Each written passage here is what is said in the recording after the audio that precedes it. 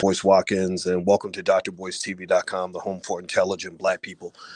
I want to talk a little bit about Marc Lamont Hill, and Marc Lamont Hill has endured something that I don't wish on anybody. I know Mark for a long time, and I'm not here really to get into, uh, to kick anybody while they're down or to get into what I personally might have an issue with in terms of a person's politics and things like that.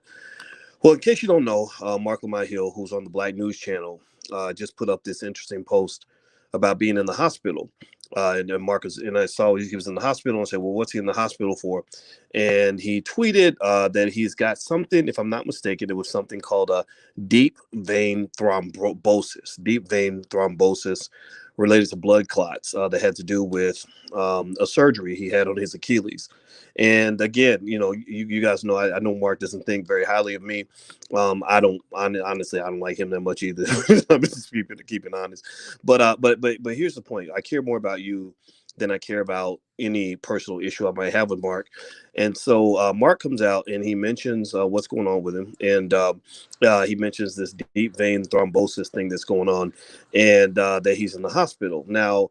Here's the thing. A lot of people, for obvious reasons, I know a lot of y'all instantly thought about whether or not, what. I'm not even going to say it because they're now centering any logical discussion about all of this. So I'm not even going to really say those words because I'm not trying to get the Twitter bots any reason to act a fool today. But y'all know I know what y'all were thinking about. Y'all were looking at that and you said, wait a minute, blood clots. Whoa. Because there are a lot of people that talk about blood clots and in relation to the what. And so anyway, here was the deal, right? So a lot of people had their speculation. I had my own personal speculation and wondered what was going on. I mean, you're 42 years old. You're not that old. It doesn't make sense that you'd be having heart attacks and blood clots and everything else. It just didn't make any sense to me. And again, I wasn't happy about it. I'm never happy if something bad happens to a person, no matter who they are, right? But a lot of people saw this as confirmation that, hey, maybe we need to take some time on this thing. Maybe we need to not leap too forward too fast over something where 99.8% of us are going to survive anyway. 99.8% of us are going to survive. Damn near every kid in America has survived this. Maybe 1% of 1% of 1% might have been affected, but for the most part, all the children were fine. We know that there's a history of distrust of the government. There's a history of distrust of big pharma, and you're not making these things up. You have reason for this, right? You've seen the Tuskegee experiments. You've seen how big pharma puts profit over people, right? You've seen all these things. So healthy skepticism has kind of been outlawed. They're sort of saying to you, no, if you don't do this, you can't get a job. If you don't get this jab, then you can't do certain things because we somehow think you're inferior to those of us who made that decision. Well, let me just say this. If you go to my Twitter, I'm going to put my Twitter on here, and I put something up that I think Marc Lamont Hill should take a look at. And again, this is me. I'm being 100% serious when I have this conversation. I'm not here, in the spirit of trying to beef with somebody. I'm not going to beef with another 40-something-year-old man. But if you go to my Twitter is Dr. Boyce Watkins 1.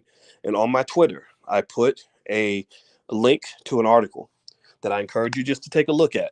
I know people call everything fake news if it's not consistent with mainstream media, but I honestly have seen many examples where mainstream media has also been fake news. And on this news article, first of all, Vicky Diller shared an article from The Hill where they said that the J&J shot was linked to another blood clotting condition. That clots is a consistent conversation. It's a consistent issue that's kind of been popping up. And this article that I'm looking at here talks about the specific condition that Marc Lamont Hill's dealing with called deep vein thrombosis. Look it up, deep vein thrombosis. And there's a link. I put the link up on my Twitter account. My Twitter's right there. Go look it up. Read it for yourself. I'm not telling you what to do. I'm not anti nothing. I promise you, I'm not anti anything. I'm just pro-black. That's it. I'm not anti this, anti that. I'm pro-black. And they tell a story about two young, healthy doctors who were diagnosed with deep vein thrombosis 27 and 29 days, respectively, after receiving the what. And they mention the name of the company, all that stuff. Both of them had a negative dimmer test and low well score. I don't know exactly what that means, but they said they were. What does it say here? They said the patient was a female doctor in her 30s. Aside from a hyperthyrosis following Hashimoto's thyroiditis in childhood and some lumbago issues, she had been otherwise healthy. She had no history of blood clots, including in connection with pregnancy and childbirth. Let's see, the patient was given, and they mentioned what she received, which particular company gave her particular jab. The next night, she woke up with intense back pain and developed a fever and chills. These symptoms were resolved within 36 hours. 16 days after she got the shot, she developed something called petechia in two fingers. The Norwegian Medicines Agency had advised the public to seek urgent medical assistance if they developed symptoms within 14 days of receiving the shot. But 16 days had now passed, and the woman's general health was good. She did not see a doctor or have any tests. After a few ski trips, however, 3 of her toenails turned blue, and bruises appeared elsewhere on her body despite not experiencing any impact blows. 27 days after the shot, she awoke with pain in her right popliteal fossa and upper leg without prior trauma. She attributed the symptoms to a busy weekend shift at the hospital. The next day, the pain worsened. A routine hyperthyrosis checkup to measure her thyroid hormones was supplemented with further analysis. And they talk about her blood test. They said the next day she still has severe pain. And these are medical terms. Some of this is hard to read. I'm going to be honest with you. And asked a colleague in the Department of Radiology to carry out an ultrasound examination to rule out deep vein thrombosis. Thrombus was then revealed in the distal popliteal vein. She was treated for 3 months. And so the second patient, who was previously a healthy male doctor in his 40s who did not use regular medication, 10 hours after getting he developed a brief fever and chills, but continued to feel unwell the next day. Over the next 3 to 4 days, he experienced joint pain and exhaustion. Light exertion also triggered dyspnea, which lasted for 1 week. 10 days after, he felt a slight proximal discomfort in his lower left leg. He interpreted this to be a muscular issue. The symptoms gradually intensified, and after 16 days, he observed a slight swelling. However, this receded after a few days. 24 hours after the shot, he took blood tests because he was still experiencing discomfort, etc., etc. He did not have a headache. Blood tests showed, they talk about his hemoglobin levels, all that. So the discussion here in this article, and on my Twitter page, you can look it up. I didn't mean to bore you guys with any medical jargon, but I just wanted to try to share some of this with you. And I hope you don't use the V word, too much around here, because they literally are, censoring everything. And I just think that's ridiculous and horrific and terrible. But they said basically 2 patients without underlying risk factors developed deep vein thrombosis 27 and 29 days respectively after receiving the shot. A clear association has now been established between that shot and what is referred to as vaccine-induced immune thrombotic thrombocytopenia, a condition with thrombosis in unusual sites. Thrombocytopenia. See, I'm trying, y'all. Y'all got to pray for me because I'm trying to say these medical terms. My sister's a doctor. She could probably do this better than y'all could. And I did talk to my sister, the doctor, about this, who has some interesting opinions, but I'm not going to put her on Front Street with that. But she did inform my perspective on a lot of things. And so, long story short, I would just say it would be kind of, I understand Mark wants to fight back with the haters, and Mark has his own ideology politically, a lot of which I was very surprised by. But, look, man, you almost died, dude. And this is not a time for you to be playing politics when it comes to your own life. This is if there's ever a time to be honest and let the bullshit out, let the bullshit go, it would be when you are literally on a bed that is next to your deathbed. Like, he wasn't on his deathbed, but he was on the bed next to his deathbed. And I think in that moment of reflection, you got to find a way to be honest. And that's what I'm trying to do. I'm telling you guys right now, just be clear. I'm not anti nothing. I'm not sitting here saying, oh, don't do it. Don't do it. I'm not here to tell anybody what to do. I'm here to share what I see. And something don't smell right about this. Something, constantly getting it promoted to us. I look at the statistics and I'm sitting there thinking, wait, you mean we got a 99.8% chance of survival? You mean old people are the main ones that are dying anyway? If you take the old people out of the sample, then there's very little. I mean, there's more people killed in the hood every day than the number of people that die from this. So I'm not saying that it's not real. I'm just saying Why are we acting like this is a damn national emergency? This ain't no goddamn national emergency. It's not. A nuclear war is a national emergency. What was that? What was it? What's the swine flu? Ebola is a national emergency, right? This ain't no national emergency, and that's the part that this kind of freaks me out. Is that if a person just says, "Look, I'm not trying to do that. I'm gonna find other ways to have a healthy immune system. I'm gonna use God's protection of a healthy immune system," because studies show that millions of people have caught this thing and millions of people survived just fine. Millions of people caught it and got rid of it, and didn't even know that they had it. So why are we acting like the whole world has to shut down over something that's going to affect a very, very, very, very, very, very, very, very, very, very, very small percentage of people? I don't get it. It makes no sense. Maybe big media, maybe the people in media are that stupid that they don't understand that 700,000 is a giant number on it in its own, but every number has to be put into context. 700,000 is literally not even 1% of the population. It's not even one half of 1% of the population. It's literally about one fifth of one half. Sorry, it's about one fifth of 1% of the population.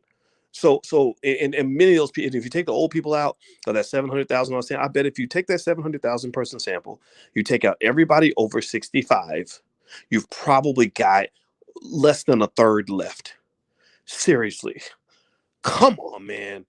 Come on. You mean that's your number one problem that you have in this country? Your whole country is entirely fucked up. America is a fucked up country. Your infrastructure is falling apart. Your kids ain't being educated. You got homelessness everywhere. You got people dying in the streets. Your government, your debt level's $28 trillion. Your country's about to you're a couple inches away. You're a Mitch McConnell toast stub away from defaulting on the national debt. and big pharma is making trillions of dollars, like getting the whole country hooked on dope. And you really think that this thing is your number one problem? Maybe that's your problem. Maybe you are your number one problem. Maybe your thinking is your number one problem. Maybe your lack of ability to contextualize and properly prioritize agenda items is your number one problem. Because I'm not saying that this stuff ain't real. Let's be clear. I am not anti nothing. If you did get the shot, great for you. If you didn't, great for you. It's up it's up to you. But why are you acting like this is the number one priority in a country that has about 99 problems and a virus ain't one? Like you got 99 problems and this thing ain't one. So that's all I gotta say, man. And again, I'm not sitting here saying that you should do what I tell you to do. I'm not even going to tell you what to do because I'm not in that business. I'm not in this. I know people like to put people in boxes and categories and, oh, you're anti this and it. No, I'm not. Let's make that 100% clear. I am just pro truth and pro common sense. And apparently common sense has gone out the window because somebody out there is saying, how are we going to make as much money as possible by taking something that affects 1% of 1% or 1/5 of 1% of the country, and we're going to act like that's the biggest thing in the world. No, there's a lot of problems that affect the other 99.8% of us, and you're not addressing any of those. I got a wife who is a very good therapist, and my wife, who's an extraordinary therapist and a full professor of social work, has her office flooded with teenagers that are having severe mental health problems because you done took them out of school for a whole year and a half over something that they are definitely going to survive. And you know what happened? Our 17-year-old said, Mom, I'm depressed. I'm sad. I want to go to Lollapalooza. It sucks sitting inside the house all day. And we said, you know what? Go to Lollapalooza, have fun, live your life. We're not going to steal that away from you. And guess what happened? He went to Lollapalooza where there was over 1 million people out there. Everybody's freaking out. Oh my God, they're all going to die. What are they doing? He had a ball. He made it home safely, and now he's got a memory that he's going to have for the rest of his life. So let's just keep this clear. I'm going to say this and I'm going to be done. There's life, and then there's death. And then there are people who are only trying to live, just stay alive, but they're not actually living. They're staying alive, but you might as well be dead. You're sitting around waiting to die. You're sitting around hoping and praying that it doesn't come and get you. And they've literally infected the shit out of you. They already, no matter whether you got the jab or not, many of y'all already got another jab, and that jab is called fear. They have infected you with the virus of fear, where you can't simply go out into the world, take a calculated risk, and say, yeah, I might not make it home today, but I'm going to go out and live the best life I can until that day comes. So if you want to know what I'm doing, me and my family, we're gonna go living.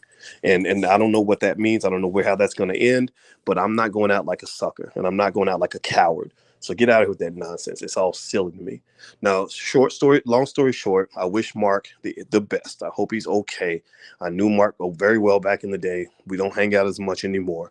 I hope he doesn't make this political, but look up deep vein thrombosis, what Mark has. Mark told you everything you needed to know in that first little tweet when he told you exactly what his symptoms were and exactly what happened. I don't care. You can clean it up. You can politicize it. You can do whatever you want. But go look up the research on the connection between deep vein thrombosis and this particular thing that they're trying to get you to put into your body. And you will probably find connections that will disturb you. Dr. Christina Clark, who did that great testimony in the Michigan House of Representatives, who's a PhD in cell and molecular biology, is going to be at the All Black National Convention. I hope you guys will come out there. We will have an honest conversation where free speech is allowed. You don't have to be pro or anti nothing. We just want to hear all the facts so that our people can make our final decision. We have our own medical board, our own Dr. Fauci's, our own people in our own community who can make the best decisions for us. And we don't need a twerp like Dr. Fauci telling us how to live our lives. So allblacknationalconvention.com. That's the URL. I hope to see you guys in Orlando. I'm about to go meet my wife for dinner. Love you guys. Talk to you soon. Peace.